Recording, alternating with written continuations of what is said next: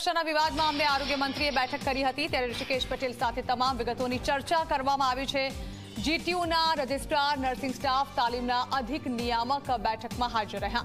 આગામી 2 થી 3 દિવસમાં આ અંગે નિર્ણય લેવાશે તેવું કહ્યું છે ઋષિકેશ પટેલે। તમામ પાસાઓનો અભ્યાસ કરવામાં આવ્યો છે। વિદ્યાર્થીઓના હિતમાં નિર્ણય લેવાની ખાતરી આપવામાં આવી છે। ભરતી સંદર્ભે થયેલા વિવાદ પર મુખ્ય સચિવ પંકજ જોશીએ પણ આરોગ્ય મંત્રી સાથે મુલાકાત કરી।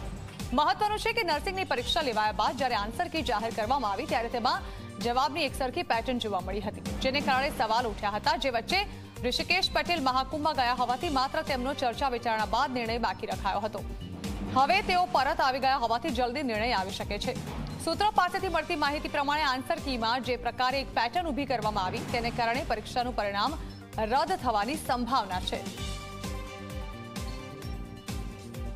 આજે સમીક્ષા બેઠક નથી, પ્રાઇમરી ચર્ચા માટે અધિકારીઓને યુનિવર્સિટીમાંથી સત્તાવાળાઓને બોલાવ્યા હતા। કેટલીક બાબતો જે ધ્યાન ઉપર આવી અને પરીક્ષા લીધા પછી આ આખા જે આપણા લગભગ 90 ઉપર સેન્ટર હતા એ સેન્ટરોમાં કોના કેવી રીતે માર્ક છે આ બધી પ્રકારની ચર્ચાઓ કરવામાં આવી અને એ હવે યોગ્ય નિર્ણય એના અર્થે લઈ અને આપ સૌને અમે ચોક્કસ જાણ કરીશું। ત્યાં સુધીમાં નિર્ણય લેવાની શક્યતા છે?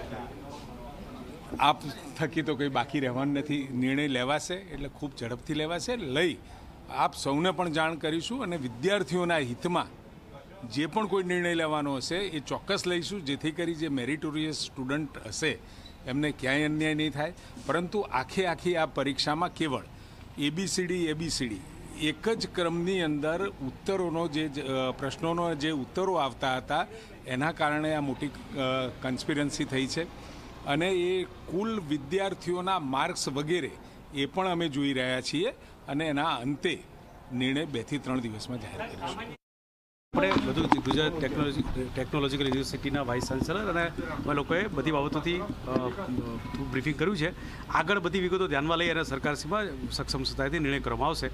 વિદ્યાર્થીઓના હિતમાં નિર્ણય થશે અને બધીની નિર્ણય પ્રક્રિયા છે એ જેવો નિર્ણય થશે એટલે જાહેર કરવામાં આવશે। તો ઉલ્લેખનીય છે કે આ બાબતે વિવાદ સામે આવ્યો છે। એક સરખી પેટર્નમાં આન્સર રાખવામાં આવતા હવે આ મુદ્દો વિવાદનો કેન્દ્ર સ્થાને હતો, ત્યારે તે મુદ્દે હવે આરોગ્ય મંત્રી દ્વારા તેમની અધ્યક્ષતામાં બેઠક પણ યોજવામાં આવી અને આ બેઠક દરમિયાન ચર્ચા કરવામાં આવી છે। વધુ માહિતી સંવાદદાતા હિતલ પારેખ આપી રહ્યા છે। હિતલ, બેઠક આરોગ્ય મંત્રીની અધ્યક્ષતામાં યોજાઈ હતી, પૂરેપૂરી એવી શક્યતાઓ પણ લાગી રહી છે કે જો આ જે આક્ષેપો કરવામાં આવે છે તે સાચા સાબિત થાય તો હવે પરીક્ષા રદ કરવા સુધીનો નિર્ણય પણ લેવાઈ શકે છે। જાણવા માંગીશું બેઠક કઈ રીતે મહત્વની રહી, શું ચર્ચાઓ થઈ આ બેઠકમાં?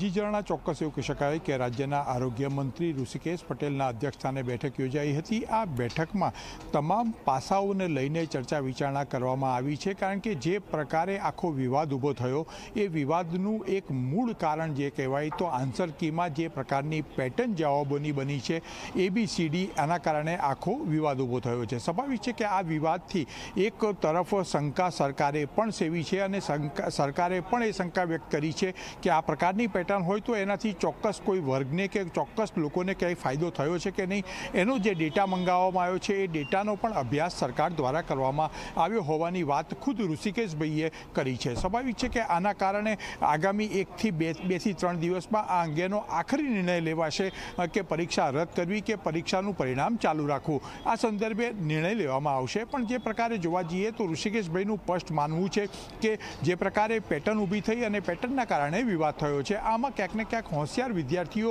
જે ખરેખર સિરિયસ વિદ્યાર્થીઓ હોય અને તેમને તૈયારીઓ કરીને પરીક્ષા આપી હોય તો તેમને પરીક્ષા રદ કરવામાં આવે તો તેમને પણ અન્યાય થઈ શકે, આ પ્રકારનો પણ એક સૂર ઊભો થયો હોવાની જાણકારી અત્યારે મળી રહી છે। એટલે સ્વાભાવિક છે કે જે પરીક્ષા રદ કરવાના મુદ્દા પર છે એકદમ હાઈ લેવલ કક્ષાએ આખરી નિર્ણય લેવામાં આવશે એ પ્રકારનો સંકેત રાજ્યના આરોગ્ય મંત્રી ઋષિકેશ પટેલે આપ્યો છે। એટલે હવે નર્સિંગ સ્ટાફની જે પરીક્ષામાં છે એ પરીક્ષામાં 53,000થી વધુ લોકોએ પરીક્ષા આપી હતી। હવે એ લોકોએ હજુ 2 થી 3 દિવસ સરકારના નિર્ણયની રાહ જોવી પડશે। જી બિલકુલ, આભાર હિતલ।